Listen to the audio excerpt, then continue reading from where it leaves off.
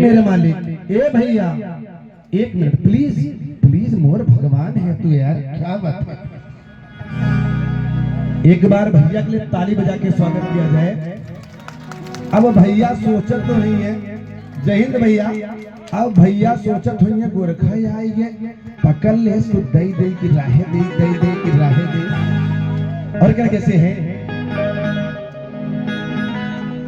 अरे नदिया के बीच जैसे नैया डोले, आए है और ताली बजा के कि झाड़ से जब बाल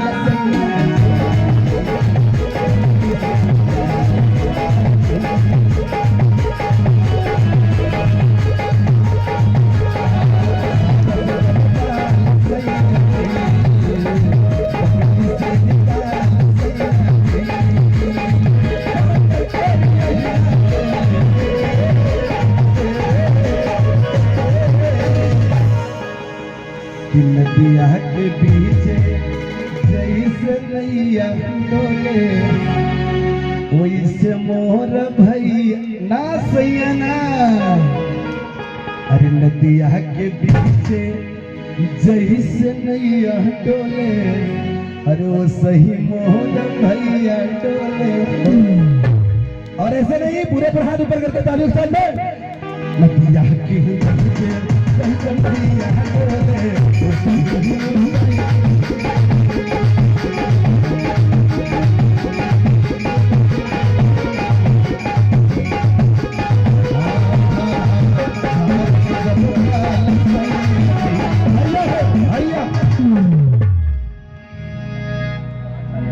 अरे हमरा खातिर तोहरा के दुनिया में भेजौले बाड़े। अरे हमरा खातिर, भाभी खातिर ना हमरा खातिर, अरे हमरा खातिर तोहरा के दुनिया में भेजौले बाड़े। भगवान बड़ी फुर्सती से तोहरा के बनौले बड़े। और कहने कैसे है कि हमारा खातिर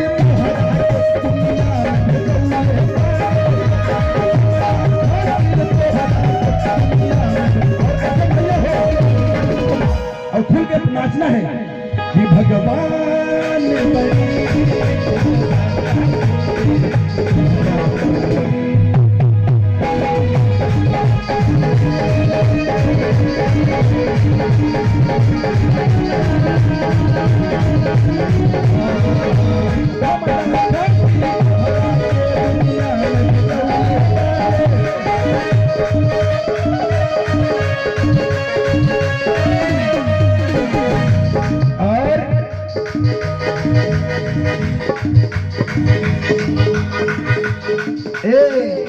अरे मुहवा कहवे जैसी दादाजी।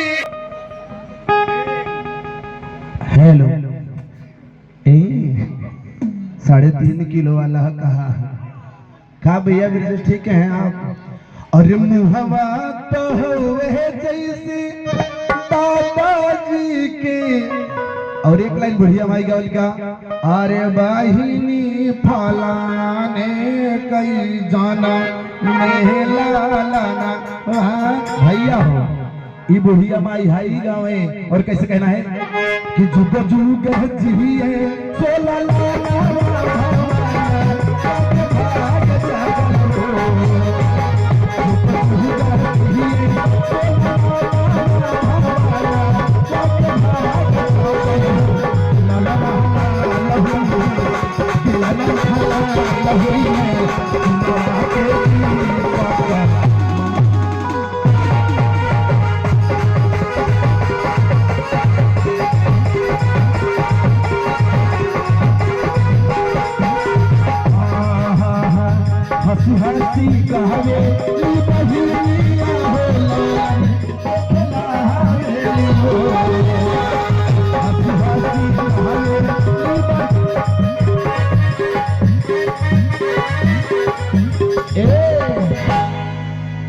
दुनिया जब स्टेट बैंक में जमा करे के नंबर आवे तो ख्याल से देखा।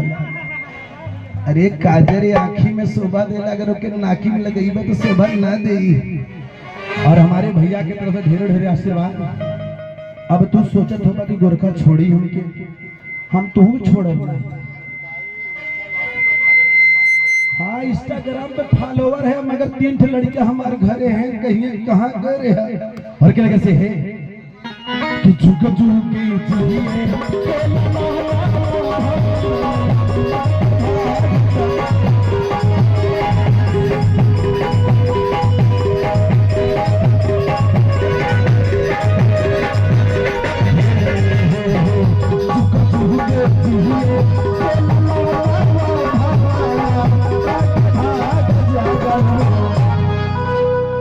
कि काली मुर्गी उजली होई जाई, कि काली मुर्गी उजली होई जाई।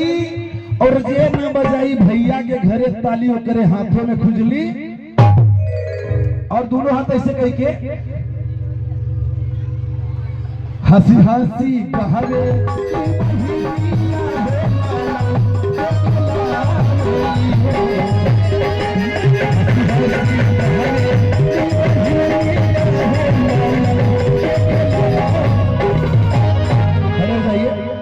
कि ललन हला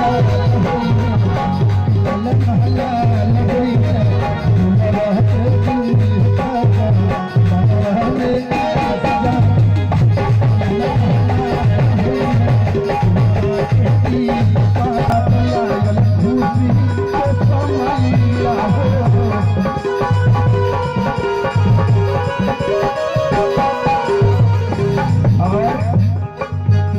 भैया क्या नाम है आपका?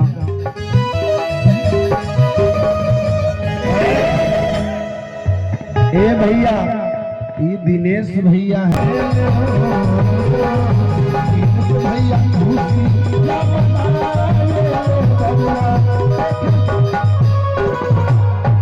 अब एक बार यही खड़े हो जाइए, सब लोग खड़े हो जाइए, आप भी खड़े हो जाइए। घर की बहनें हैं, माई तो नहीं खड़ी हुआ था।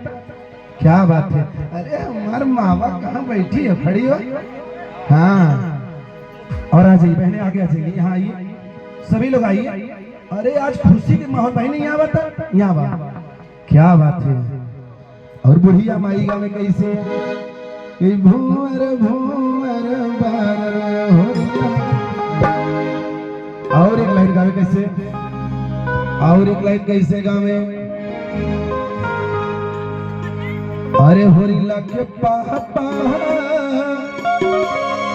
हर बड़न से बगड़े, हर बड़न से बगड़े। ये मोरी राम बनी आवा, बनी आइए। और कहने कैसे है? और तो नाच की कि चुप चुप के चाहिए।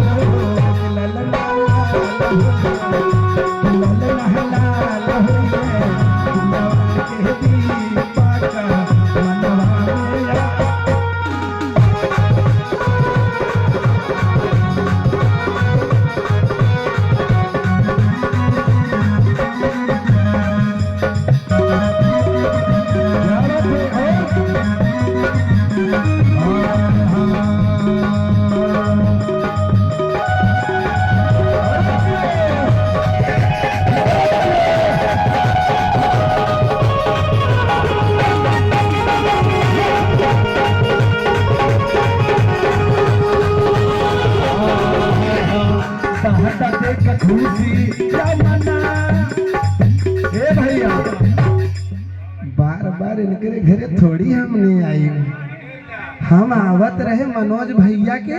और इनकर फोन गए कहा कि अरे औता हमारे वही पड़ोसवे में होत बा, उहो तुम्हारे फुफ्फे लगी हैं, तो आप भी मेरे फुफ्फा लगेंगे। हमारे घर मल्हनी है और हमारो 3 लड़कियां हैं। हम बताए कहेंगे जा, तब जब सोहर ओहर गवाई तो भाई हाँ काट ले जा चाहनी तू समय कि हंसी हंसी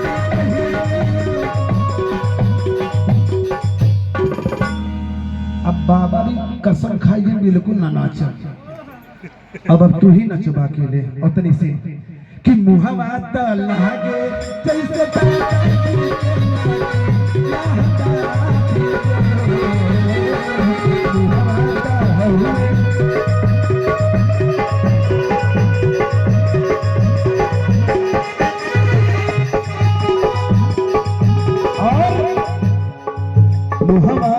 हुए कैसे दादाजी के नाम या दादाजी